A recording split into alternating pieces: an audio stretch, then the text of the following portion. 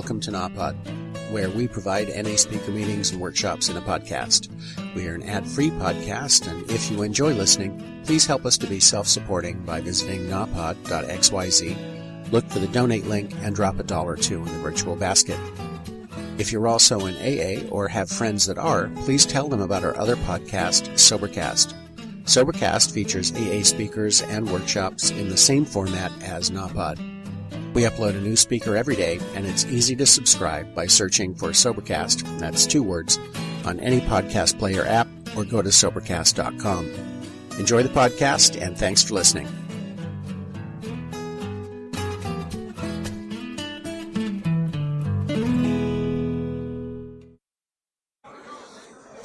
Good evening, everybody.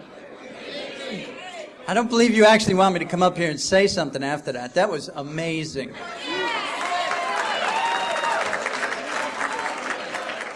I've had the privilege of going to a few Narcotics Anonymous conventions, and that was probably the most enthusiastic beginning to a convention I have ever seen.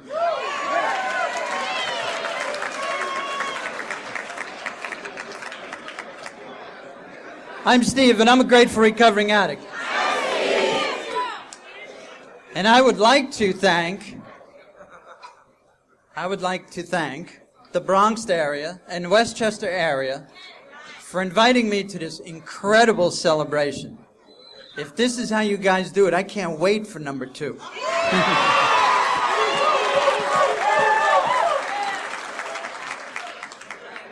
I'd like to say a couple of things in the beginning. You know, I guess all speakers, they come up here and they tell their story, and there's a lot of war, and then hopefully we get around to some clean time. You know, we'll talk about how we won some and we lost some. But you know what? I was down here. I met some people here that came up from Miami. Some of my brothers and sisters that I cleaned up with. I spent 15 years, the first 15 years I was clean, I was in Miami. And, you know, my roots are there. And everything that I know and everything that I cherish and everything that I was to learn, I learned in Miami at that time. And 4 of us we had nothing to do Friday. We got in, we had plenty of time Friday, so we decided to go into Manhattan, you know. And we got into one of these cars here. And, of course, you know, we had 4 addicts in the cars and we had 4 agendas. You know. And I got to tell you, there's a cab driver somewhere in Tarrytown that tells the story of the 4 people that got in his cab and went 4 different directions. But where we wound up, we originally were going to go in Manhattan and take a tour and do all of this yada yada stuff, you know. But you know what? Somebody mentioned in the car that somebody else was maybe going to go to a Narcotics Anonymous meeting on Saturday morning. And one of the people in the car said, now wait a minute. I can't go because I'm doing a workshop on Saturday morning. So she whips out a meeting list. She had scored a meeting list here somewhere. And she starts looking up the meeting list. And she looks up the meeting list and she says, well, look at this. You know, there's a 9:30 meeting, and the 9:30 meeting was at 419 West 129th Street. Right in the hood. So we tell the cabbie, now this is our 4th change of plans. Now this guy's listening to all of this. And we say, you know, can you take us to Harlem and can you get us there by 9:30? And he said yes, and that's where we wound up. And I would like to give a special thanks to the Let There Be Life group of Narcotics Anonymous.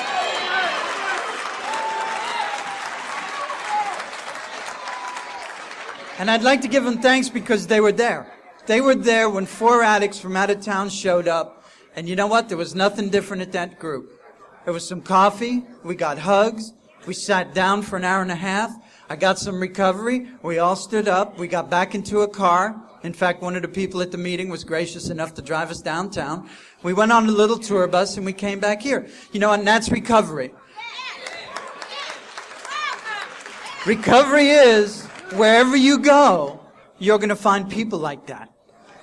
I happen to collect things. I don't have a great memory. My hat's off to the gentleman who spoke last night. He lost me at the 3rd slogan. You know, I do not have that gift, and I understand that that's a gift, and I admire your gift. But I don't have that gift. So I write things down.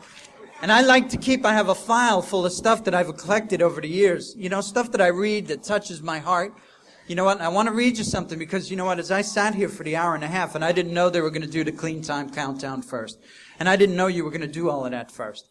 You know what? And I was thinking about, sometimes I think about what I'm going to say. And the topic that I wanted to talk about was passion. But you know what? How can I talk about passion when you guys are living it? So I'll tell you what I was going to read, and then I was going to do a whole thing on it. But I'll just read the quote because, you know what? Congratulations, man. We're all clean and we're all showing it in a really nice way.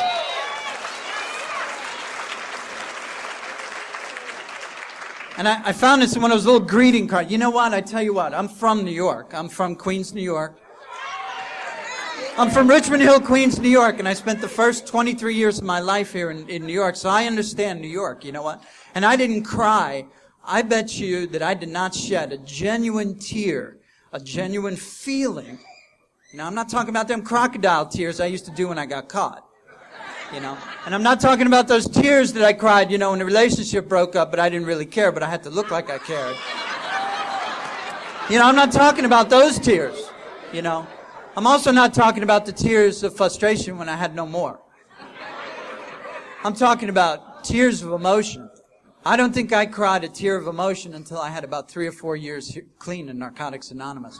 So, and the reason I mention all of that is because every once in a while I go in a card store and I'll start reading the cards.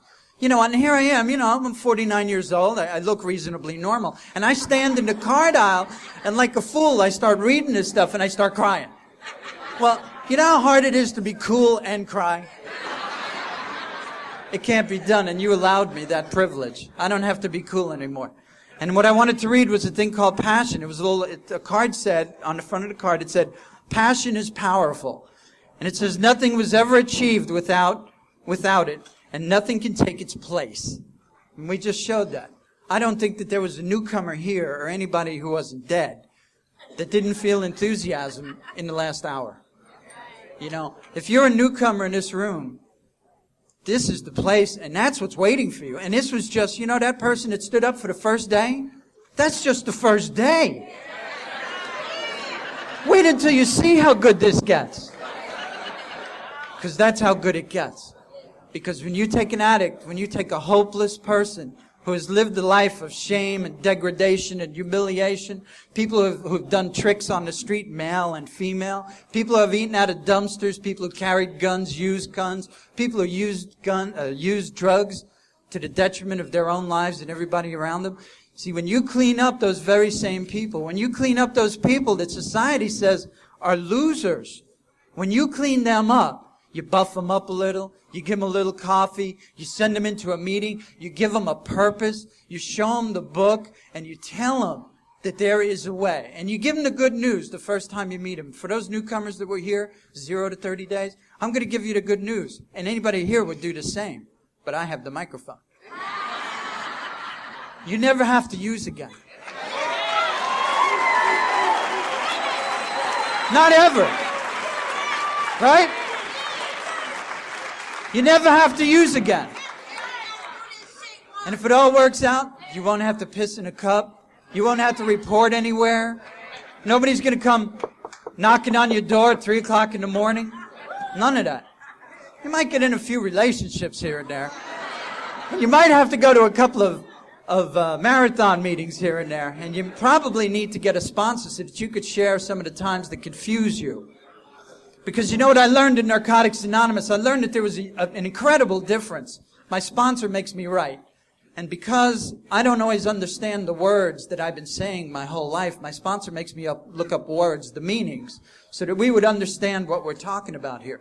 And he explained to me the difference between ignorance and stupidity. You know? See, I am an ignorant person. I am not a stupid person. There are no stupid addicts. Because you can't be stupid and survive the way we survive. But what I did have to do is, I did have to admit in my first step that I was ignorant. And my sponsor says that the difference between an ignorant person and a stupid person is you can teach an ignorant person something, but you can't teach a stupid person anything. So I am ignorant, and I choose to stay ignorant today. Because I cannot be, nor can I live in the light unless I remain ignorant. And how do I do something about that ignorance? I have a sponsor. Where did I get a sponsor? I found a sponsor in Narcotics Anonymous. How did I get to Narcotics Anonymous? Well, I'm going to take about 20 minutes of your time and tell you. And how I got to Narcotics Anonymous started 49 years ago for me. And it started in Queens, New York. And it started in Richmond Hill.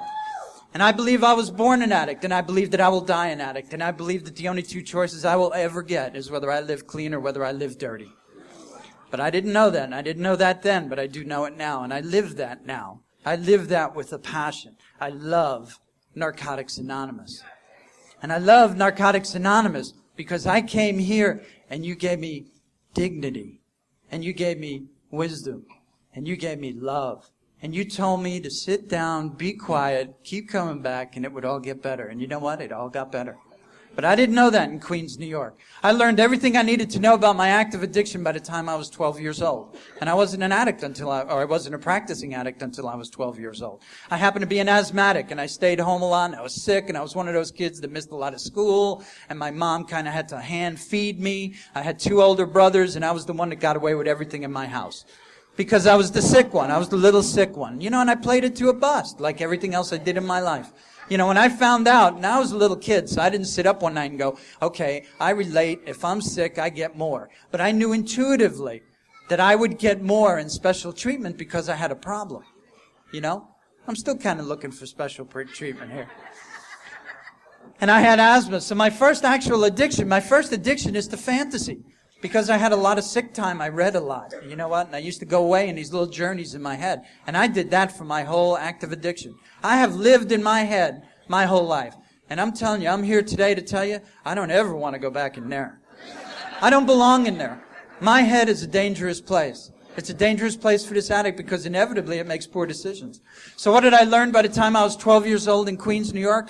Well, when I was about 11 and a half years old, I went into remission. I didn't get sick anymore. And I was allowed to go out. And for a lot of years, I wasn't allowed to go out and play with the other kids. I wasn't allowed to do anything physical. And you know what? I was like a ball of energy, and I started going out. And there were some other things going on in my house. My father had his own disease. And it wasn't alcoholism, it wasn't drug addiction. My father was a manic depressive.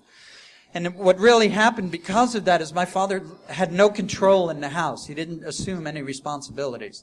So by the time I was 12 years old, I was allowed to escape from the house. And about a half a mile from my house, there was a place called Smoky Park. It's on 125th Street in Queens. And at Smoky Park, they had handball courts and basketball courts, and they had a sandbox for the kids, and they had swings. It was a big place. It was a big park. And I learned how to play handball, and I liked playing handball. And I used to play handball from the time I got to the park in the morning till the park closed at night. Because it gave me something to do. You know, I'm an obsessive, compulsive person. But you know, there was a lot of things going on in that park. There were people there that did a lot of things. There was people there that drugged and drank and carried on. There were people that didn't seem to have to go home like I did every day. There were people there that didn't go to school. There were people who were doing all the really exciting stuff. So I immediately got involved with those people. I immediately wanted to go be like those people. And I learned everything I needed to learn by the time in the next half year of my life, by the time I was 12 years old. Because I fell in love. You know what? I've been hanging around with people my whole life, and I met this guy there, and his name was John. And John was the coolest person I had ever met. You know, at that time, he wore the coolest clothes, and he was always in the park, and he had his bench. And when he showed up at the park, other people would always come up to him, and there was always women there, and the women always looked foxy, you know. Like, I had been used to these Catholic school things, you know. And this lady was looking good, you know, short skirts, tight pants, the whole deal. And they all wanted to be around John. And of course, I didn't quite understand what the connection was, but John was the man in the park. John was the connection. You know what? And John was nice to me. You know how you are. You got a little extra, and there's the kid, and you kind of be nice to the kid. Well, I was the kid. And John used to talk to me once in a while, and I got fascinated by him. And you know what? One day I'm playing handball in the park, and it's not unusual, but there was sirens, and an ambulance shows up, and then the police car comes, and then the whole people start crowding around. And, you know, like everybody else, I pushed my way through the crowd, and I got to the middle of the crowd, and there's John. And John slumped up against the tree, and he's got a spike sticking in his arm. He OD'd, and he died. And all those people that thought John was so cool, all of those people that hung with him and his brothers, and, you know, today I understand the rule of the street, but I didn't understand that then. Before the cops and the medics got there, they went over and they took all the shit out of his pocket. You know? And I learned what I needed to learn that day about what I needed to know for the rest of my active addiction. And that's that Hey, brother, I love you, but there's no hard feelings. And I learned that you never tell the truth. Not ever. If they catch you with your hand in the cookie jar, it wasn't your hand. Or you don't like cookies. But don't give it up. And the other thing that I learned right at that time in my life, which I was to take into Narcotics Anonymous, is don't ever show your feelings. Because if you show your feelings, somebody's going to get the upper hand on you. Now, I'm a middle-class kid from Queens, New York, and I learned how to be on the streets. I'm not from the streets. I volunteered to be there. Because you people were exciting, and my house was fucking boring. And my brothers were straight. I'm the black sheep in my family. You know? And I learned everything that I needed to know then and there in Queens, New York. And I'm not going to bore you with all the details about where it all started after that and where it went to. You know what happened was, I did it as long and as hard as I could for the next 19 years. I used everything that I ever learned. I took everything that I could with both hands. I was a selfish, self-centered, feelingless, careless bastard.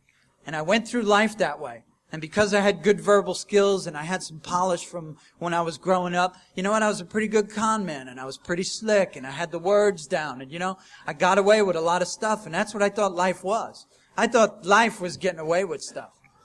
But you know what? They told me when I came to Narcotics Anonymous, somewhere in your life, you cross a line. And on one side of that line, drugging, drinking, partying, carrying around, staying up late, doing all that stuff is reasonably manageable activity. And when you cross that line, drugging and drinking becomes an everyday event. You use to live and you live to use. And I crossed that line when I was 20 years old. Now, did I know I crossed that line? No. All I know is that I just got to be a little bit more serious about things. And I was an amphetamine freak at that time. I had never even seen cocaine up until the time I was 24 years old. And I had moved to Miami. Man, up drugs were for me. And if I could stay up for 24 or 48, I was great, man. And of course, then there was other drugs to help me sleep. So, you know, Steve was like that cocktail. You know, you go in a bar and you get a martini. Remember the guy used to shake it up? Well, that was Steve. You know, you poured a little of this stuff and a little of that stuff in Steve, and you shook him up, and you got one big asshole. Because that's what I was. Because I suffer from a few other symptoms of my disease of addiction. And I believe that I have a disease of addiction. And I believe it is a disease. And I believe there is no known cure. And I take that with my life every day of the week. But I have some other things that I am. I'm addicted to violence. You know what? And I love violence. Violence to me is the same as copping, driving a car fast. I liked it. And I learned it real early. I got a taste for it, as somebody once told me. So I learned that in those days. So when Steve was the type of guy at 3 o'clock in the morning in Brooklyn, well, you didn't want to be with him. Because if there was going to be a problem, Steve was going to be somewhere in the middle of that problem. You know, and I'm just a little sawed-off Italian. You know, I am no big stud with my hands. But when you poured the right number of chemicals into me, I became super asshole. And unfortunately, I caused great many people great harm. My amends list was not a short list. Because I loved that activity. I loved it. I talk about it today, and I had goosebumps when I first opened up my mouth to talk about it. And I learned all of those things. I bottomed out in the first bottom that I'm aware of was in New York. By the time I was 22 years old, I was burnt out, fried. I had either buried, or most of my friends had, or most of the people I went with at that time, I also had learned that you have no friends, you have acquaintances. Acquaintances are people that you use with just long enough for them to use up yours or yours to use up theirs. And you would live and die together until the bag was empty. And that was the sum total of all my relationships up to that point. The bag was empty. And so was Steve. I bottomed out in New York when I was 22 years old. And I did the only thing that a self-respecting dope fiend could do at that time. I was going out with this nice young lady. She lived in Canarsie, Brooklyn. I married this young lady from Canarsie, Brooklyn, and we moved. My older brother by that time had moved to Miami and had told us that it was the promised land. And we moved to Miami. I didn't know anything about addiction. And I left my amphetamines in New York, and I promised that I would never do them again. And you know, the truth is, I never did amphetamines again. Now, that may be the only thing I never did again, but I didn't do those drugs again. But I brought my attitude, I brought my disease, I brought my illness, and I brought my unwillingness to learn. And I took those all and I packed them up with my new wife and I moved to Miami. And inside of 3 years, I was married and divorced and had fathered a child. So we'll just cut to the chase. Because the thing that was most appealing to me about Miami was it was warm. And I was introduced to the drug of choice that was to take me to my knees. And what the drug was isn't so important to me, is that it took me to my knees. And just like the man said yesterday, I suffer from the disease of not enough. There was not enough white powder in the world to satisfy Stevie D's raving addiction. And Stevie D tried. I took your car, your money, your self-esteem, your credit cards, and I took it and I went and I copped as often as I could. Now, was I a street addict at that time? No. I had gone through some college. I started a business when I was in Miami. I had become reasonably successful. So I had a lot of things going for me. My wife divorced me, or she left. I don't even know which.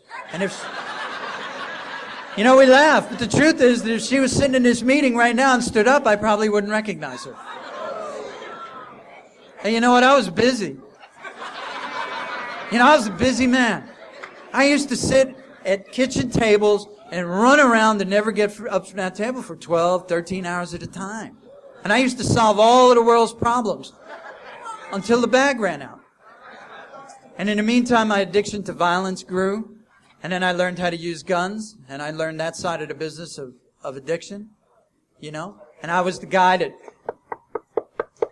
showed up at your door at 3 o'clock in the morning. That was a little later in my addiction. That's when nobody trusted me anymore. That's when I became my own best customer. And I used to think I was hot stuff, man. I used to think I was big time in Miami. And the truth is today, because I have a program of humility and honesty, I was small potatoes.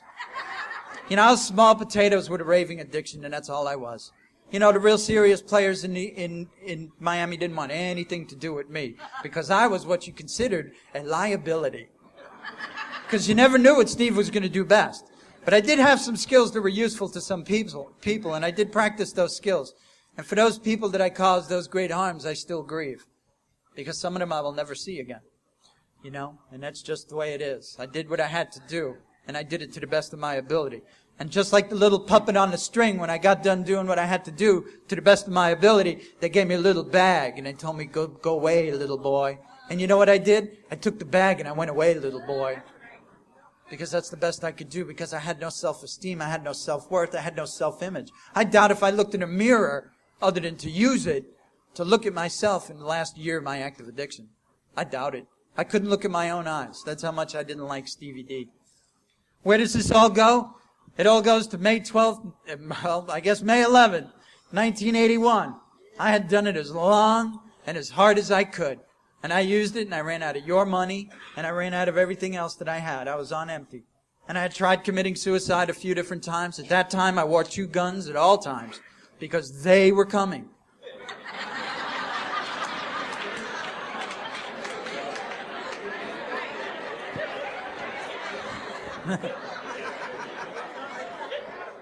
They were. And I know you know.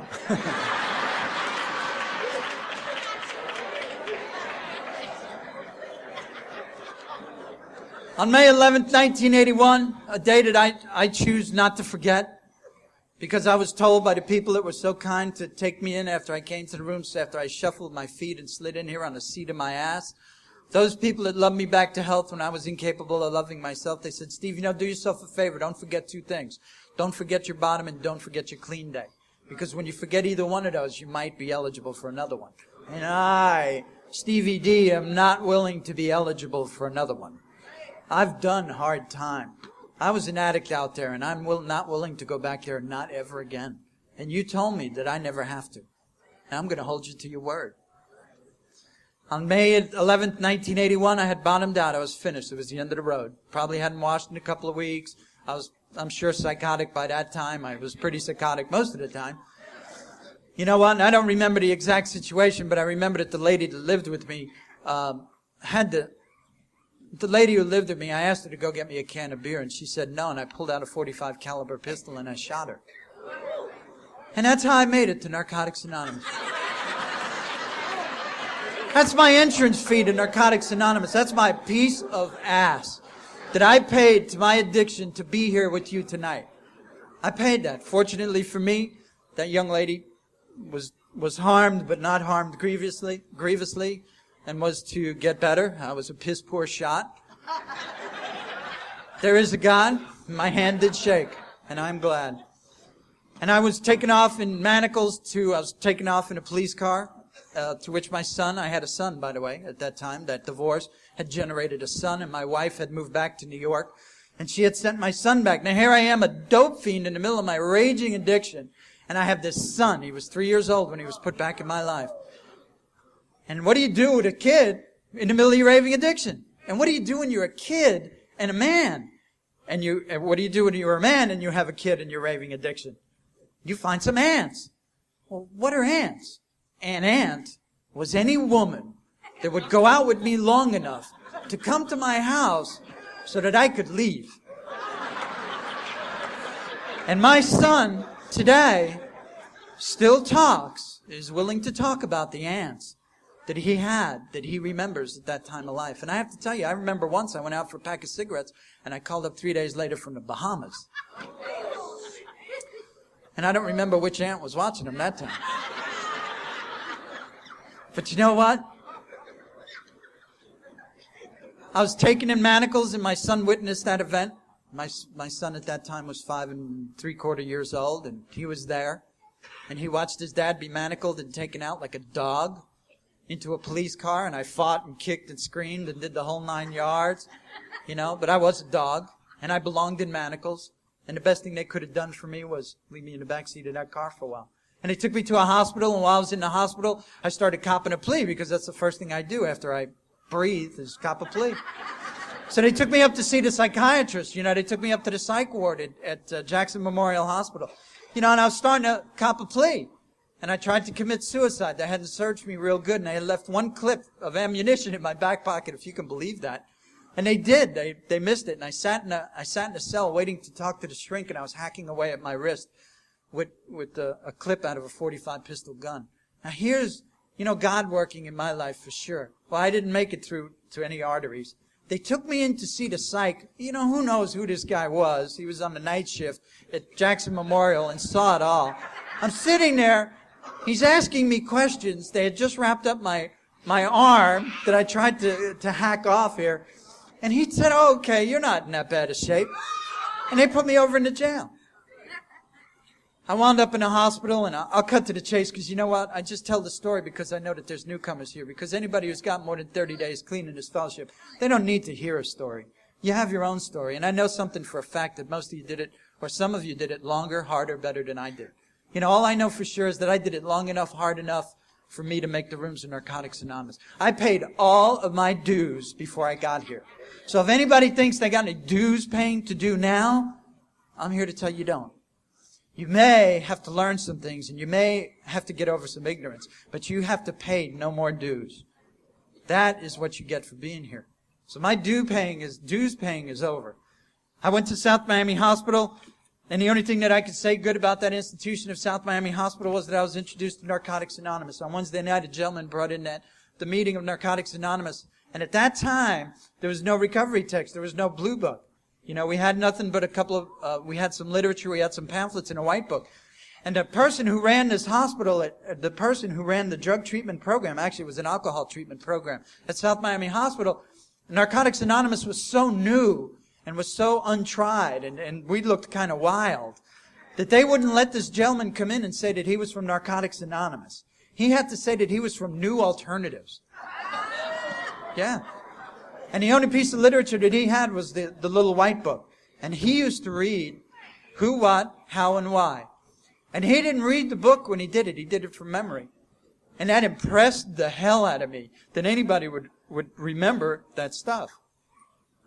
And I'd like to say that when I met Kenny N, that the clouds opened up, God reached his hand down, and all was well. And nothing could be further from the truth. Because I had a court case, and I wanted to cop a plea, and it was going to look good that I was in treatment.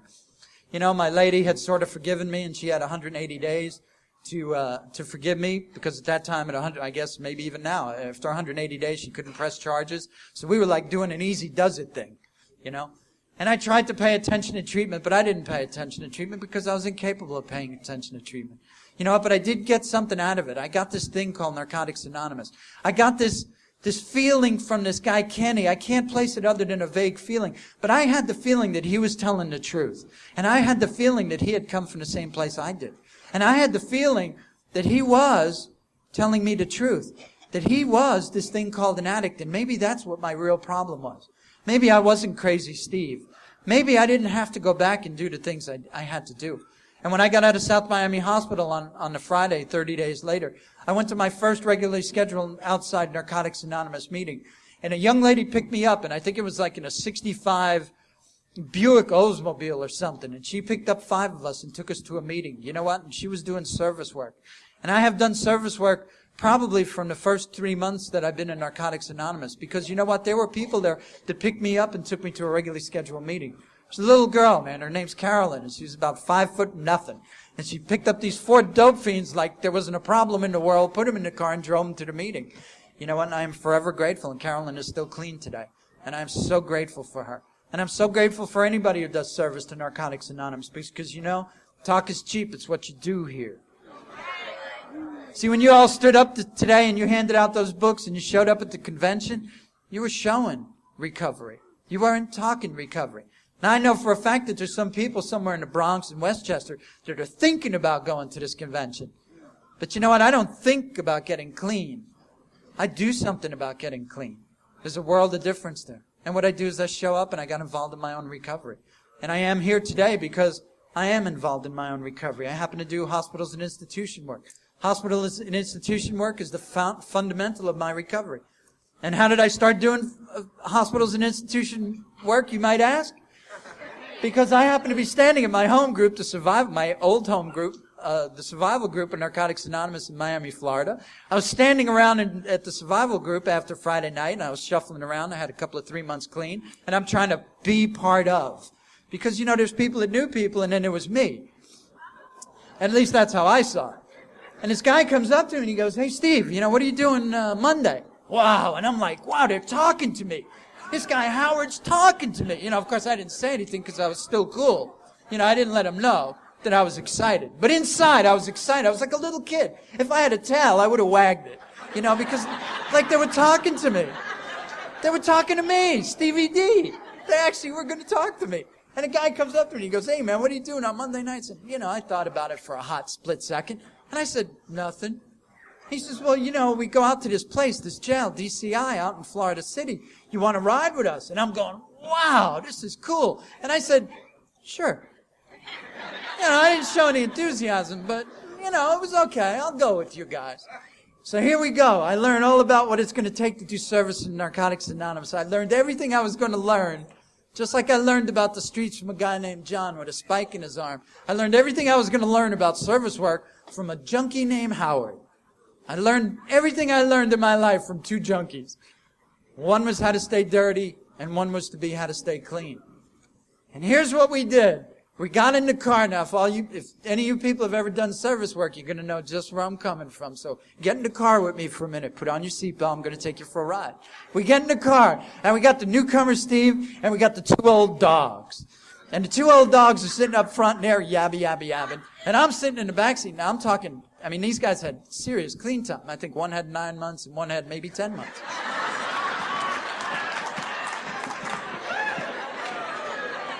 I mean, these guys were big. I mean, this was like their corner. And they got me in the car, and we're talking, and I'm starting to be okay, and we're starting to talk. They're loosening me up, you know, now I feel like I'm part of. And I get in the car, and we're riding. And Florida City, the jail in Florida City, is out in the middle of nowhere. So we had a long ride. And by the time I got to that prison, I got real comfortable. Like I'm one of the boys. You know how it is when you're not one of them, but you think you're one of them? I'm one of them now. I'm cool. And we go to the jail, and this is a medium security prison, so you got to go through the yada yada at the door, and they make you, you know, they check you and they frisk you, and you can't bring any hardcover books in there. And I'm looking around, and now I'm starting to sweat because, you know, I just beat court time. You know, I don't want to go back in there, and these fools are volunteering. So I go back in, and, you know, one door opens, and you walk in the little thing in the middle. Anybody familiar with that? Seen it in a movie? You saw that. You saw the same movie, didn't you? And you walk in the little thing in the movie and the door goes, brrr, and then this door opens and now I'm in. And I'm scared to shit. But I'm too cool to show that. So Howard and the other guys sit down and they, read who, what, how, and why. And there's all these guys with the blue shirts on sitting there. And my eyes are big. And I'm going, what am I doing here? I volunteered for this. And they get done and they read who, what, how, and why. And they go, and for tonight's speaker, we have Stevie D.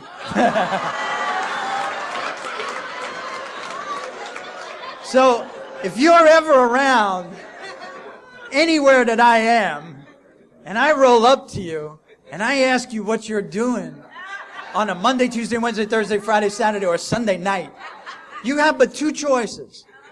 Tell me you're busy, or come do service work with me.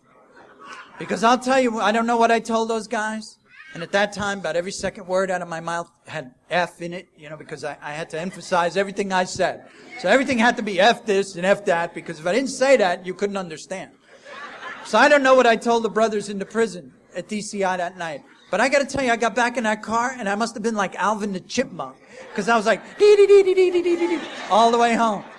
Because this street tough, hard-ass guy that had tried to kill himself, that had poured unknown quantities of dope and alcohol and anything else he could get in there. I'd like to tell you I was an upscale addict, but you know what? Basically, I was a garbage head. I did whatever I did, and I did it as long as I could. This guy that thought he was so hip, slick, and cool was like a little kid, because for the first time in a lot of years, in fact, the first time in my entire life, I had something called passion. I had something that I could feel and I could express it somewhere. And what I could feel and what I could express was that I could reach other people that were hopeless and helpless. I could reach out to other people just like me. People that were broken. People that were broken sometimes beyond reasonable repair. And I could reach those people and I could reach out into their hearts and I could go, you know what, brother or sister? You never have to use again. One day at a time, you never have to do that again. And sharing is a passion with me. I don't know if I have good verbal skills, but I tell you what I do have. I have passion. And I will give it to anybody who wants to have some. And how am I going to do that? I'm going to carry the message to the addict who still suffers. And who's the addict that still suffers? Everybody in this room.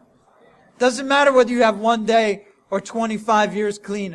And now, see, I have a goal. There's a gentleman here that showed me the light, because he has more clean time than I do. In 2 months, I'll have 18 years continuous clean time.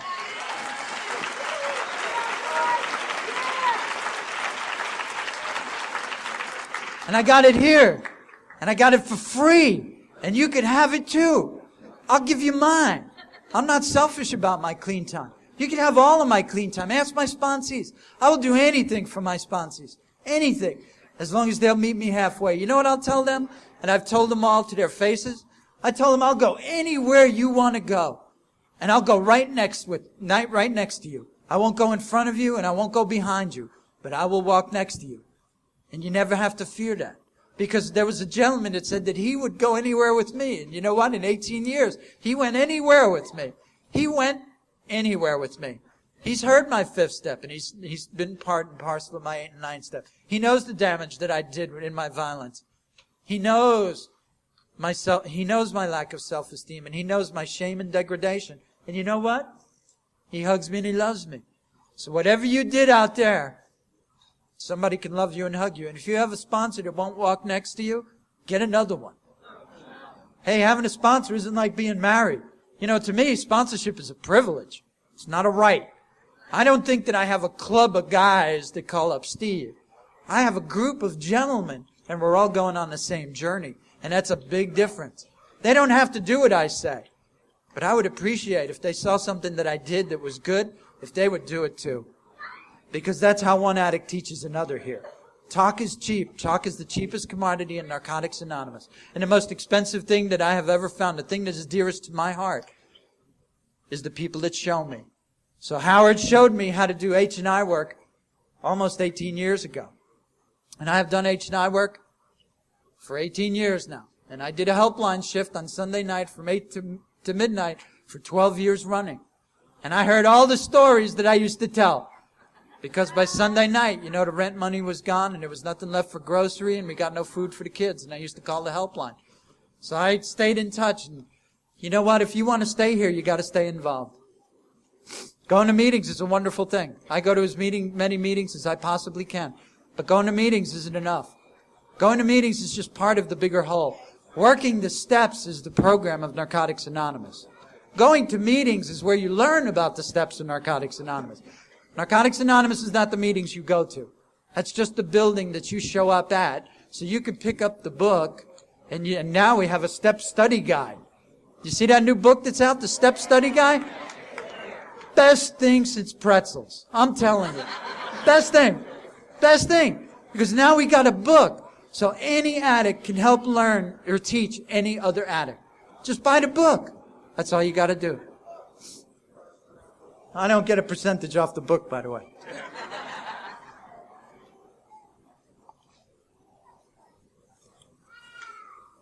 You know what? I didn't know I was going to speak at this convention when I first sent in my stuff. And I thought, I like little conventions. The cleaner I got, I like smaller conventions because I'm more comfortable in them. And I thought there'd be maybe 300 to 500 people here. You people really got something going here, I'm telling you. This kind of enthusiasm is incredible.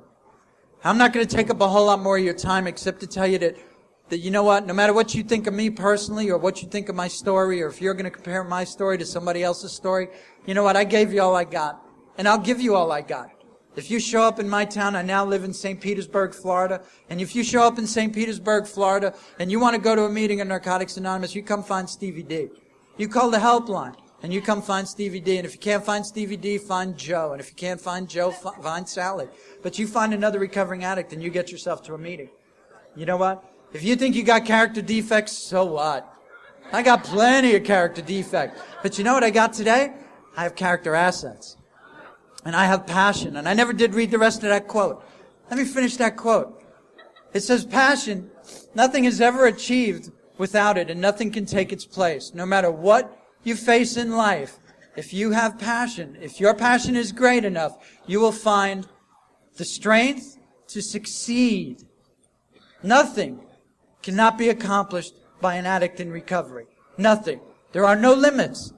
There's a lady in Miami that became an attorney. She was 57 years old when we had a party for her, and she became a practice attorney. This is a lady that 12 years before that lived in her car. She is now a practicing attorney in Dade County, Florida. There are no limits to what an addict can do.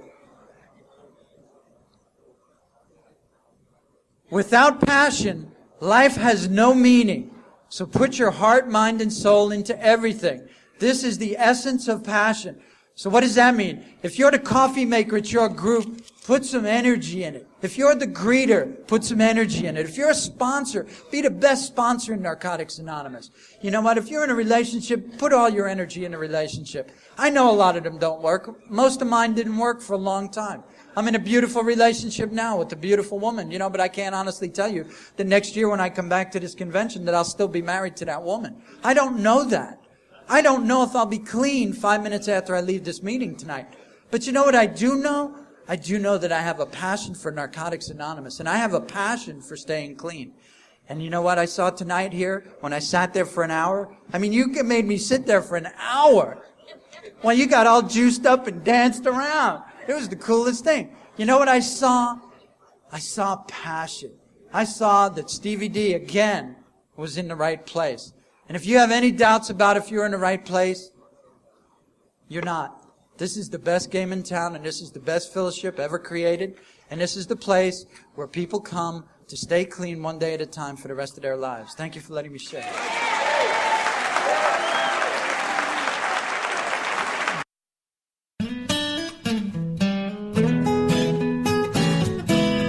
Thank you for listening. I hope you enjoyed the podcast. Please help us improve our ranking so others can find us by putting a review on Stitcher, iTunes, or your favorite podcast index. NAPOT is ad-free thanks to the folks supporting the show with $1 or more per month. If you enjoy listening, you can join them by going to napot.xyz and looking for the donate link. Thank you for listening. Have a great day.